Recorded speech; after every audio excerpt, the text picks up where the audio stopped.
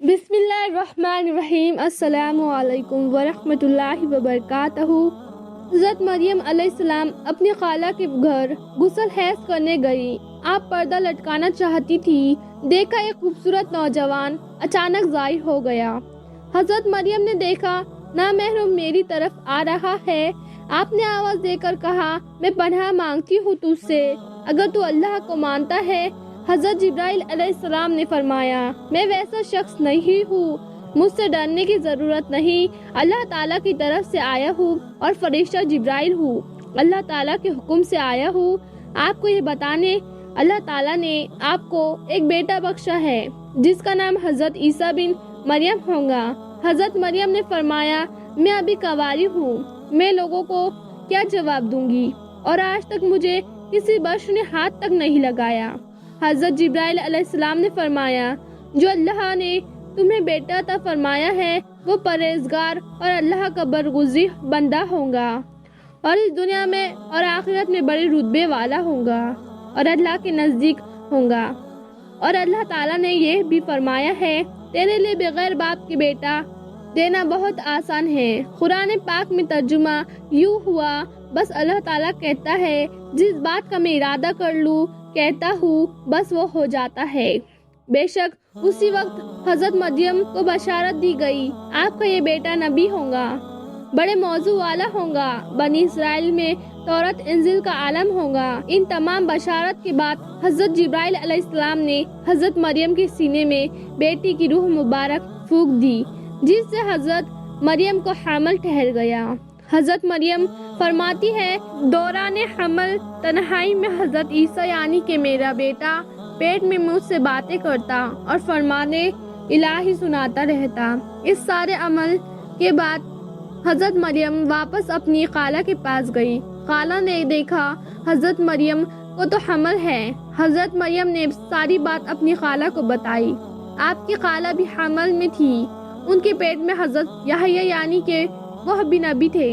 جب خالہ حضرت مریم کے نزدیک حضرت مریم کے پیٹ کو سلام دے رہا ہے، یوسف نجار جو بیت المقدس میں عبادت کرتا رہتا کبھی کبھار حضرت مریم کی خالہ کے گھر سلام کے لیے آتا۔ یوسف نجار نے جب حضرت مریم کو دیکھا حیران رہ گیا، کیونکہ حضرت مریم کو تو حمل تھا۔ حضرت مریم نے تمام واقعات یوسف نجار کو بتا دیا۔ جب ولادت کا وقت قریب آیا، حضرت مریم کو بشارت ہوئی، اس شہر سے دور چلے جاؤ۔ حضرت مریم یوسف نجار کے ساتھ بیت المقدس پہنچنے تک آپ ولادت کے ڈر سے نڈر ہو گئی تھی، اور بیت اللہ میں ایک پرانا مکان تھا جس کے اندر کھجور کا درخت تھا۔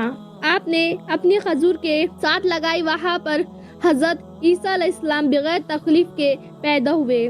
حضرت عیسیٰ علیہ السلام کے ننھے پاؤں زمین پر پڑے تو وہیں سے پانی کا چشمہ جاری ہوا۔ اللہ رب العزت نے ملائکہ کو بھیجا۔ حضرت مریم 40 دن وہاں رہی، پھر آپ کو بشارت ہوئی، اب تم اپنے گھر چلے جاؤ کیونکہ آپ کی سب تکلیفیں ختم ہو گئی ہے۔